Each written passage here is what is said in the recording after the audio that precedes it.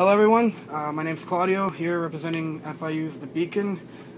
Please introduce yourselves and what you do in the band. This is Memphis Mayfire. I'm Kellen and I play guitar. I'm Anthony and I play guitar.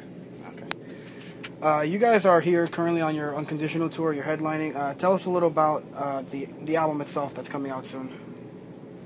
Well, it's our third record on Rise. I don't know, I mean, it's hard to describe. It's always interesting when people ask you about, describe your album, and it's just like, you want to tell them everything, but you don't want to tell them too much. Yeah. You know what I mean? Yeah, definitely. We don't want to spoil any surprises, but I can definitely say that if anyone is a real Memphis Mayfire fan, they're going to love this record. Hopefully you guys have enjoyed the songs that have been put out so far, but not to worry, there's definitely a wide variety of tunes for your enjoyment that I'm really excited for everyone to hear. So For sure. it's just going to be like, I'm excited, like it's cool, because like for every song we release, I'm like super excited about every single one, you know what I mean, which is awesome, and I don't know, it can be kind of rare sometimes, but not like in our camp, but just like, I don't know. Can you tell us? You know what I mean, I got the point across. Yeah. Can you tell us a little about the inspiration that came out with the two songs you've already released? I think it was Unconditional and Sleepless Night, right? Nor 11 Suicides, yeah. Yeah. Tell us a little about those two songs that have already come out. Like, what was the inspiration behind it, or the process to make those? You mean musically or lyrically? Because Matt does all the lyrics and musically, melodies. any. Well, it's kind of funny. No Ordinary Love, when we were in the studio, Matt had like a certain vocal pattern that he had written for it, and he kind of sang this one line, because originally there was a lot more screaming in it. It was predominantly screaming actually originally, and he actually just sang this one little line on it, and I was like, man. Dude, you should do. I was like, that sounds so cool. You should do it all singing. He was like, are you sure? I was like, yeah, dude, it sounds awesome. So we just kind of took a risk. We haven't really done a song With no screaming. Almost no screaming. Yeah, I mean, it just has like two little parts that he screams at all. And it's a little different for us. I mean, we haven't done anything like that maybe since Sleepwalking. But I love that song. I think it sounds cool, man. I love hearing melodic stuff with really powerful singing over it. So we were really pleased with the way it turned out. I mean, I think it says a lot about a band like who screams a lot, and they put out a song like that, and it does well. Yeah. It shows that you guys can do, something that's different. Well, yeah, man. Anybody can scream over some crazy riffage, but not everybody can sing well and sing memorable melodies over it. I think that says a lot about Matt. Yeah, I think Matt does a really good job of using his voice as an instrument rather than just a voice. Like, I totally believe that there's a difference between someone who's able to be on key and who can obviously yell on key, but then there's a difference between that and someone who truly uses their voice almost as another instrument in the mix, you know what I mean? Like a complement, to where when you hear a melody, you could be like, wow, that could be a guitar, that could be like a synth, that could be a violin, like that could be like anything, and that's what I love most about Maddie's vocals. And not only that, the message he puts across in them is powerful also, so it captivates you in this like whole way of like, in the midst between like the lyrics he writes, like with his melodies that I personally really like. I mean, so yeah. Yeah. Really, what would you guys say is like the main key difference between Unconditional and the last one, Challenger? Main difference? I don't know. As far as I don't know. That question, you can make it in the most general sense, really. Just any key difference that while you guys were in the studio, like something that said, this one really separates it, or. I'll go ahead and say that this record's definitely a lot more.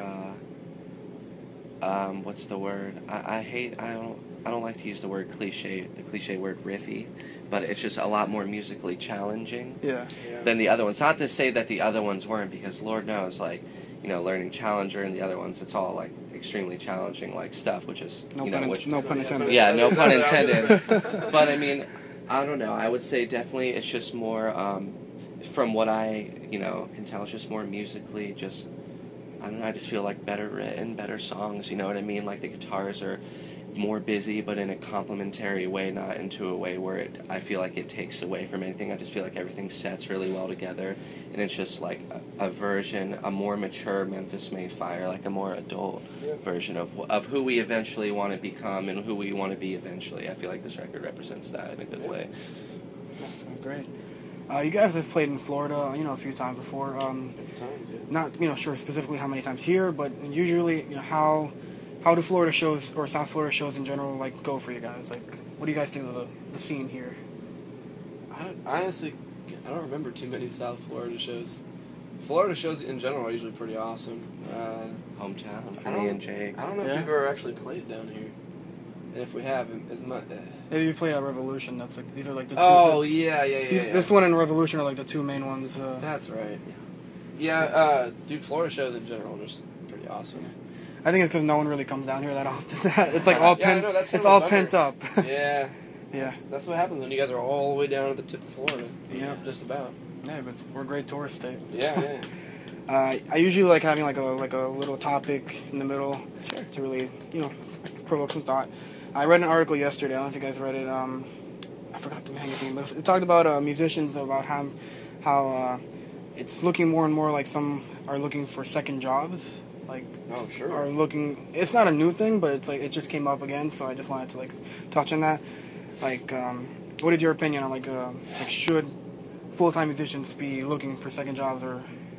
Yeah, if you need the money, go out and get yourself a job, man. There's no shame in it. Like, so many people are embarrassed to go work at Walmart or go work at Target, and because people feel like jobs are below them.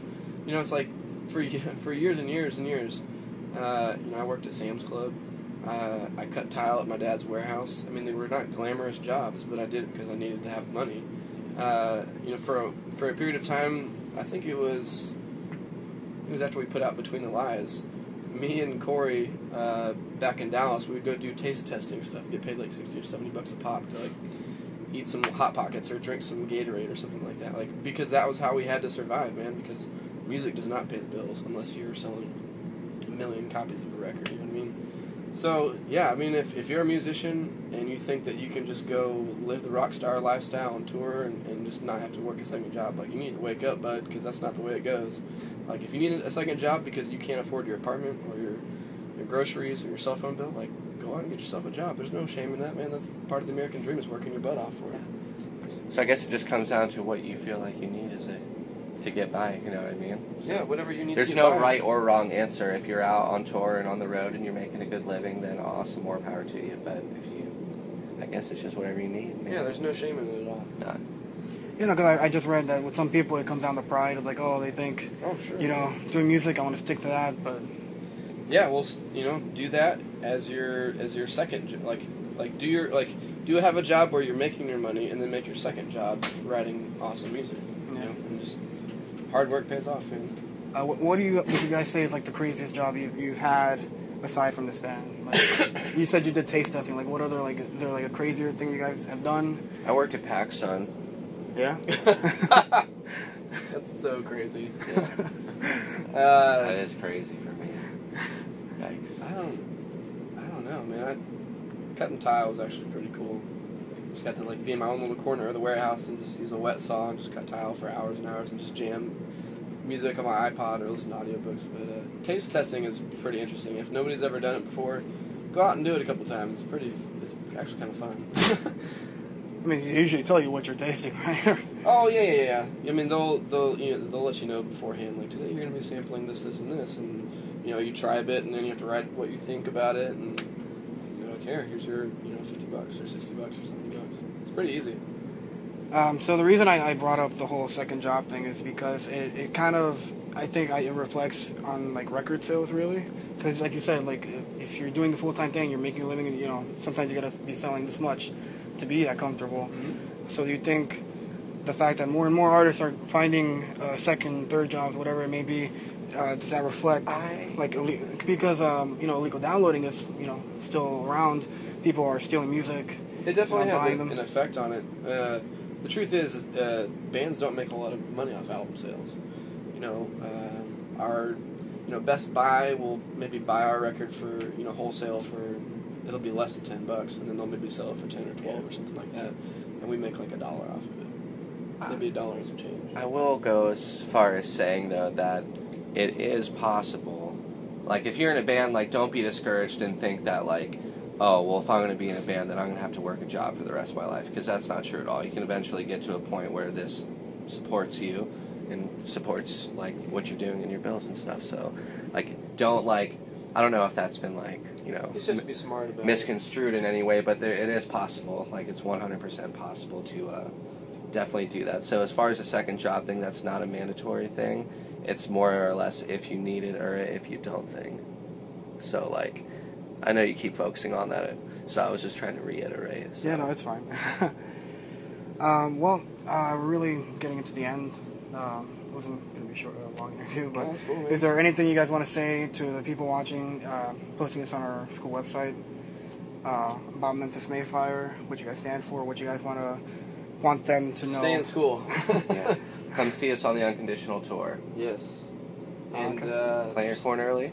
Plan your corn early, and thank you for supporting our band because Couldn't do it without we you. wouldn't be able to do it. Yeah, if there wasn't support for it. So Yeah, definitely. thank you. All right, this has been Claudio with Memphis Mayfire here in the Fort Lauderdale. We'll see you online. See ya. We'll be seeing you. All right, guys. Sweet. Thank you very much. Hell yeah. I don't have